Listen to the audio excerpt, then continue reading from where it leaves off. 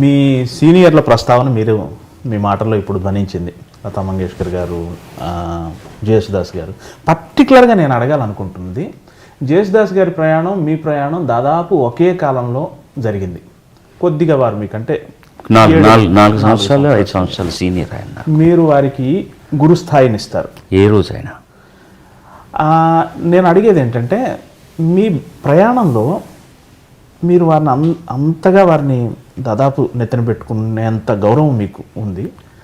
మీ ఇద్దరి ప్రయాణంలో అది ఎలా, దాన్ని కొంచెం వర్ణిస్తారండి? ఒకే కాలంలో ఒకే సినిమాలో వారి పాటలు ఉండేవి, మీరు మీ పాటలు ఉండేవి. అంటే మీ మధ్య పోటీ ఉందా అని అపరిపక్వంగా నేను అడగను, కానీ ఇది అడగను అంటూ అడిగేశారు కదా. అంటే ఆ అందమైన ప్రయాణం గురించి చెప్పండి సార్. ఇప్పుడు మేమిద్దరం ఒకే సినిమా పరిశ్రమలో ఉన్నా కూడా చాలా దగ్గరగా ఉన్న నాళ్ళు చాలా లేటర్గానే వచ్చింది. ఓకే. ఎందుకంటే మేము అప్పుడు కలిసి పాడిన పాటలు తర్వాత కంటే మొదట్లో రోజుల్లో 2, 3 ఉండేవి అంతే. ఆయన చూసి నేను భయపడేవాడిని.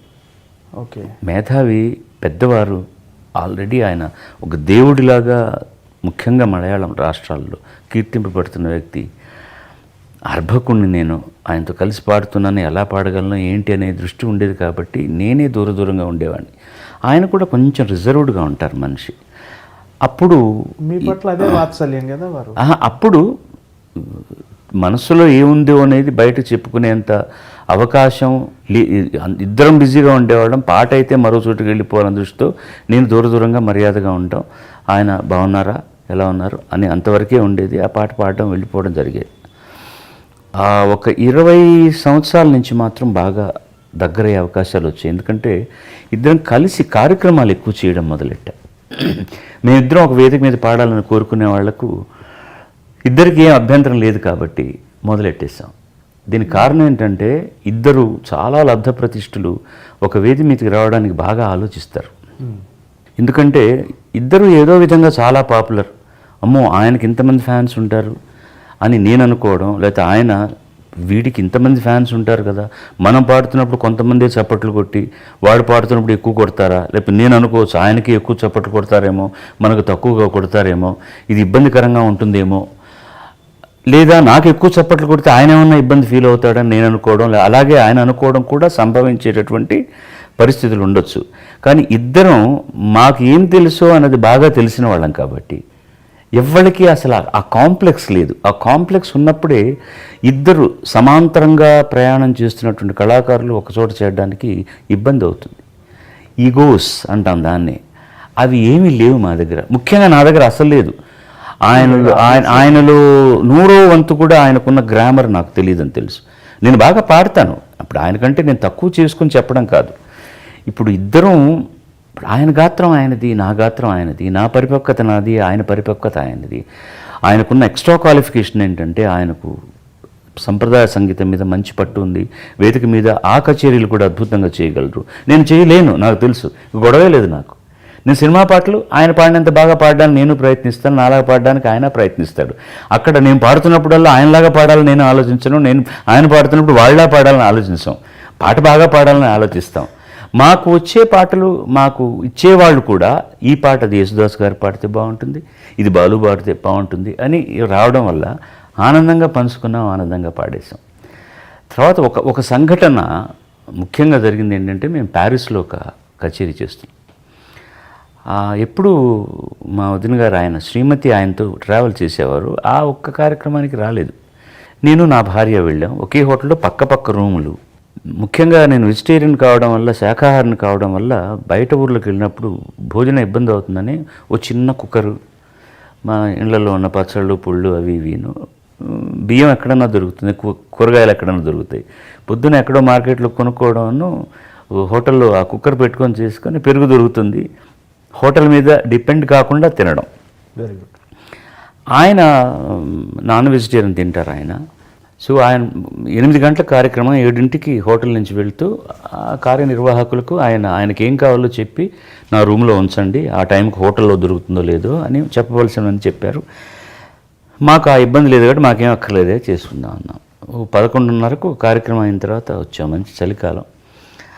ఆయన గుడ్ నైట్ అబ్బాయి అన్నారు, రూమ్లోకి వెళ్ళిపోయారు. నేను గుడ్ నైట్ అన్నగారు అని మా రూమ్లోకి వచ్చాం. వచ్చి కూర్చుని అప్పుడు ఒక హాఫ్ అన్ అవర్లో వంట అయిపోయింది. ఆ పక్క రూమ్ తలుపు ఎవరు తట్టినట్లేదే అని నాకు, ఎందుకంటే ఈజీగా వినపడుతుంది. ఆయనకి ఎవరన్నా భోజనం తెచ్చిచ్చేవాళ్ళు ఉన్నారా లేదా, ఎవరు రాలేదని అర్థమైపోయింది.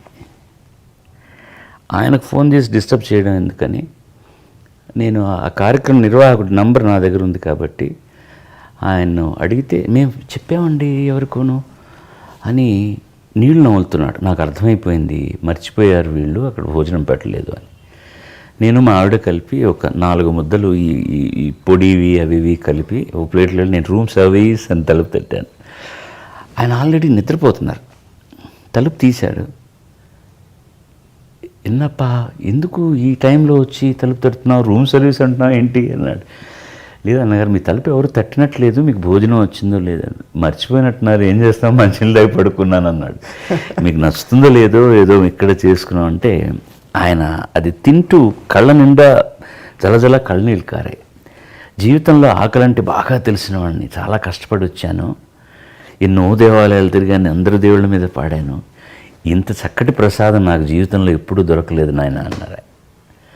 ఆ రోజు నుంచి నాకు ఇంకా బాగా దగ్గరై, నా తమ్ముళ్ళ కంటే ఎవరు ఎక్కువ మొట్టమొదటి వాడేవాడంటే బాలసుబ్రహ్మణ్యం. ఈయన ప్రతి సభలో చెప్తారు అది ఆయన. అప్పటి నుంచి మేము ఇంకా దగ్గరగా. అంతకు మునుపు ఒక వృత్తిరీత్యా ఆయన ఒక మంచి పాట పాడితే, ఇంత మంచి పాట మనకు దొరకలేదే నేను అనుకుంటాను కాబట్టి నాకు తెలుసు. అలా నా పాట గురించి ఆయన అనుకున్నారో లేదో తెలియదు, కానీ ఇద్దరికీ ఒకళ్ళ మీద ఒకళ్ళకి మంచి గాయకులు అన్న ఒక మర్యాద ఉన్నది. అది ఆ సౌభ్రాతృత్వం ఇంకా ఎక్కువగా పరిమళించడానికి ఈ సందర్భం ఉపయోగపడింది. ఆయన మా నాన్నగారు దాదాపు 20 సంవత్సరాలు ఉంచావృత్తి చేసి త్యాగరాజ ఆరాధనోత్సవాలు నెల్లూరులో చేసేవారు. పోయిన సంవత్సరం 50 సంవత్సరం. మా నాన్నగారు పరమపదించి 25 ఏళ్ళు పైన అయింది. ప్రతి సంవత్సరం నేను ఒక గాయకుడిని గాయనిమణిని అక్కడికి తీసుకెళ్ళి పాడించడం ఆనవాయితీ. ఈ పోయిన సంవత్సరం అడగంగానే ఆయన వచ్చారు, ఒక్క పైసా తీసుకోకుండా ఆయన వచ్చి ఆ వేదిక మీద నేను ఆయనకు సాష్టాంగంగా ఆయన కాళ్ళకు మొక్కాలని నా కోరిక. మా నాన్నగారు ఇచ్చిన వేదిక అది. ఆయన చలించిపోయారు.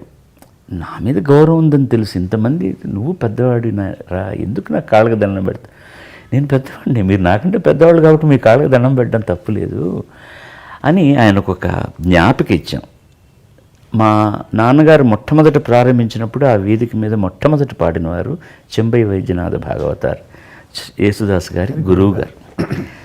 ఆ బొమ్మ చూసి ఆయన చాలా కదిలిపోయి, మా గురువు గారు ప్రారంభించిన వేదిక మీదకి నేను రావడానికి 50 ఏళ్ళు పట్టిందన్నమాట అన్నారు. అంటే ఎంత సంస్కారం ఉన్నవాడు. సో ఆ బేసిక్ సంస్కారం ఉన్నప్పుడు ఏ విధమైన ఇబ్బంది రాదండి, మనుషులు హాయిగా జరిగిపోతుంది. ఒకవేళ ఇప్పుడు మీరు అన్నయ్యని గురించి అడిగారు కాబట్టి నేను చెప్పాను, మిగతా ఎవరైనా అటు ఇటుగా ఉన్నా కూడా నేను చాలా సర్దుకుపోతాను. వాళ్ళే వీడు ఇంత మంచివాడు ఏంట్రా వీడితో మనం ఇలా పోటీ పెట్టుకున్నాం అనుకునే స్థితికి వచ్చేస్తారు. చాలామంది అలా అయ్యారు. చాలామంది నా మీద విమర్శలు చేసి చివరిదాకా అలా ఉన్నవాళ్ళు ఉన్నారు. నేను దాన్ని పట్టించుకోను. ముందు నాకు తెలియాలి నేను చేస్తుంది కరెక్టా కాదా అని. నేను సరిగ్గా ఉన్నాను అనుకున్నప్పుడు మిగతా వాళ్ళు ఏమనుకుంటే నాకేంటి, నన్ను ఎక్కువ నన్ను పొగడొద్దని అనేవాడిని, తెగనాడే వాళ్ళ గురించి కూడా నేను పట్టించుకోను. ఈ బయటి ఊళ్ళకి లేదా బయట దేశాలకు వెళ్ళినప్పుడు మీకు ఇటువంటి ఇబ్బందులు ఎదురవుతూ ఉంటాయి కదండి నిర్వాహకుల నుంచి? చిన్న చితగా జరుగుతాయండి, వాళ్ళు మనుషులే, ఏదో జరుగుతుంది. వల్లే మీకు ఒక ఇబ్బంది జరిగింది.